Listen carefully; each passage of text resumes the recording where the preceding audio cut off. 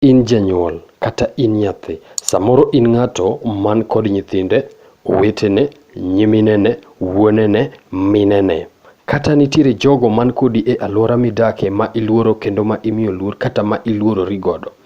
Pile ngima maber chakore e tin dhano kendo lokore e kinde ma ibedo sechego kata bedo mari e alwora maber. Ka jogo janyuol kata jogo midak godo nigi geno ni tachi ne rieny e dala chieng' moro achiel. Dala ka dala nigi meggi, lakini ok nyal neno maber kiketho ka ng'ato nikech gionge go kata gionge jalno manyalo chung' makargi. Kaka Rembwa TV kawuono wakelo mane ok ing'eyo e sigand nyathino ma jahigni 12 mane obambi mi ogamo remo. Karibu e chenro ma kawuono, luonga ni Kachucho.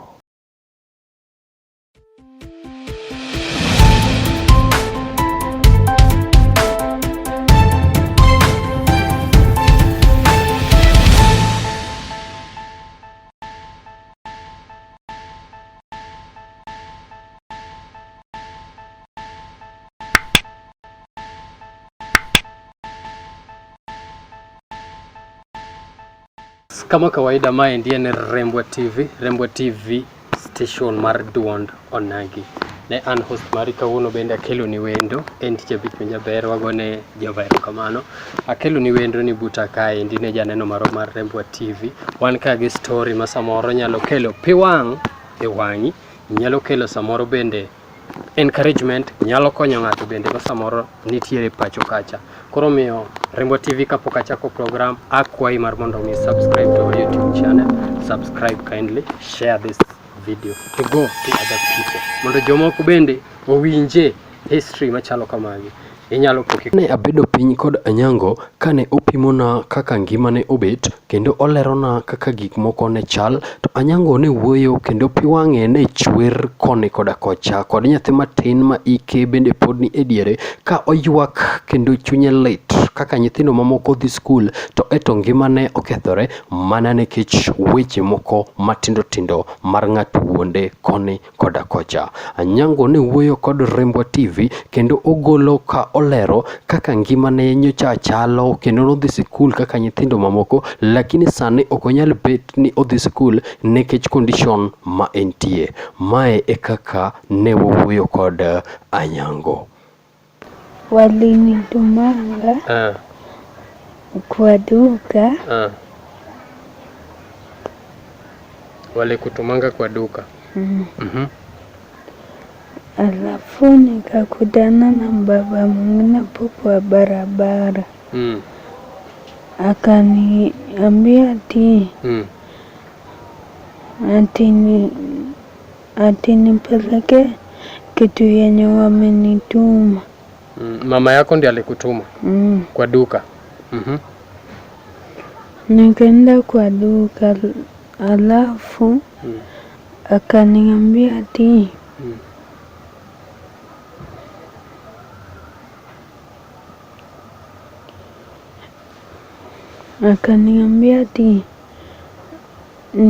niende atanipatia chai. Nikishaenda kumbe ananiambia ati nitoe panty. Nikakata. Alafu akanitolea.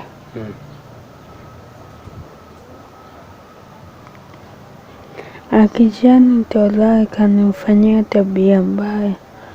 Akishanifanyia akaniambia ati sasa niende kwetu. Huyo mbaba ndio alikupeleka kwake, kisha alikutuma ati anakudanganya ati anaenda kukununulia, anaenda kukupatia chai kwa nyumba. Kisha akakunajisi. Kwa sto ukishaenda kwenyu inyiso mama unangu? Sikumwambia. Nilinyamaza tu. Alafu jirani wetu akasikia. Akasikia ati wanga naendanga kwa hiyo ghorofa. Sasa huyo baba sio mara moja alikuanga anakuita. Na unaenda. Na alikuwa nakupatia pesa? Alikuwa ananipatia 20 bob. 20 bob. Kisha analala na wewe? Ile alinifanyia tabia mbaya mara mingi. Okay. Na wakati jirani yako alisikia ulikuwa unaendanga, akafanya aje? Akanikataza huko. Na huyu baba alikuwa nakupata aje? Ulikuwa na simu? Alikuwa nakuita tu? Alikuwa amejua mahali anakupata?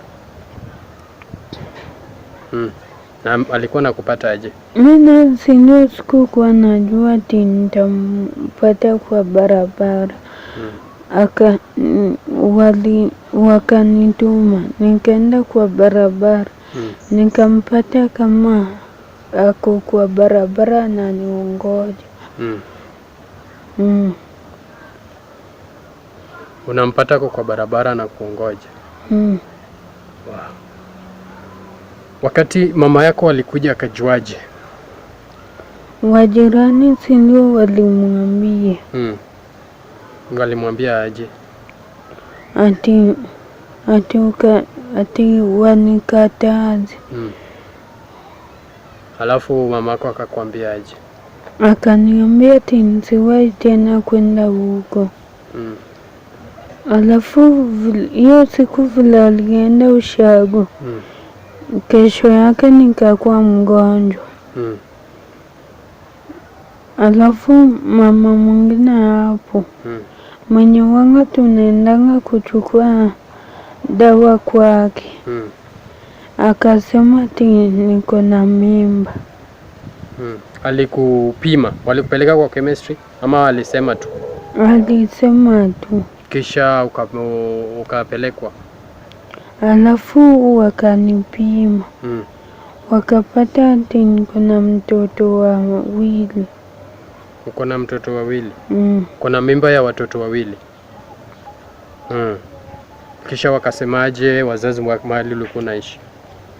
Alafu wakasema kesho yake tukaenda huko kwa police station huko chini. Alafu nikasema vitu zote. Vile alikuwanga ananifanyia, vile alikuwanga ananiita. Kisha akashikwa?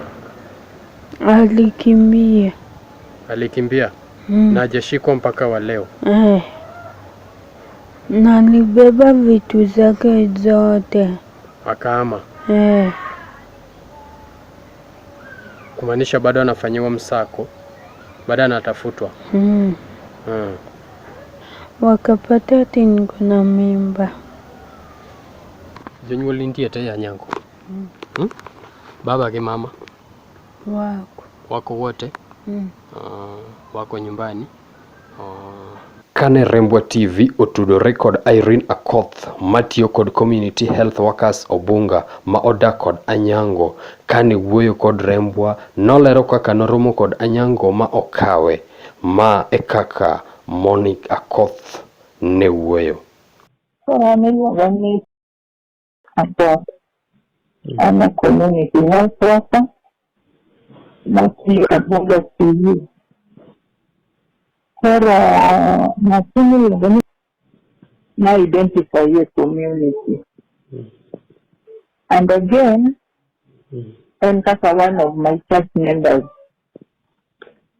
Pero kanisa, kuro all along no biroga kanisa. All of a sudden, what happened in exchanges wrong. Pero as a parent, then no mondo akonye. Kuro natemo explore more about that. Nadia yudoka. Conceived. Then Mama Gida at that time, Mama Gida conceived. Then she was pregnant, heavily pregnant.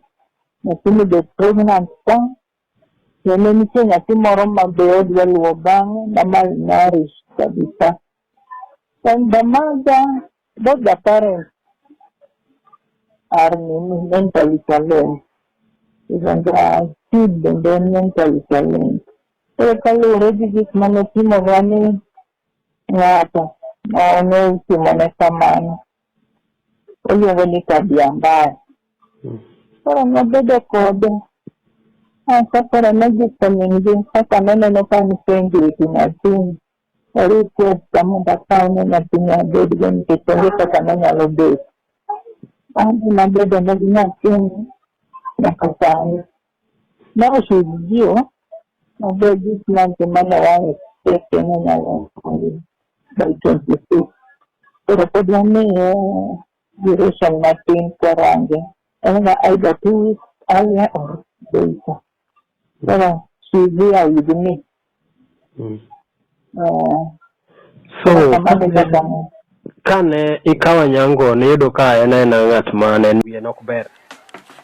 Mentally challenged. Mane Baba gi mama gi bende are the same category. Yes. To being Anyango no otemo lero kacha chande ni kamane ng'at mane otimo ne tim machalo kamano ne report to ng'ano no lal. Bende kaka community help bentiere action ma umbu sekao. Yes.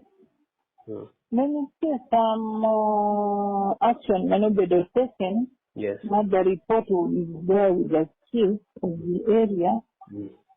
Now by then I wasn't there, but now we need tayari report no meche pokati. So all of a sudden, Tajogo no biro, Nandaranga person concerned, that person no until up to date for I don't know. But in a manual for me, Patis Marmania, already with a margin one, get my long. Meaning no one is on the case on a serious way. Yes. Mention justice poknya tenya yodo gide report gaka negi report so things are just now silent. Things are just silent. Makuro pangeni nyalo timna. Banyat nyathini bende uchiegni nyuol gi kae ng'acha chande to pod nitie pok oyude. Ng'acha pok oyude. Sani be gitimo ne follow up. Kanyo is beyond my reach. Yes. Yeah.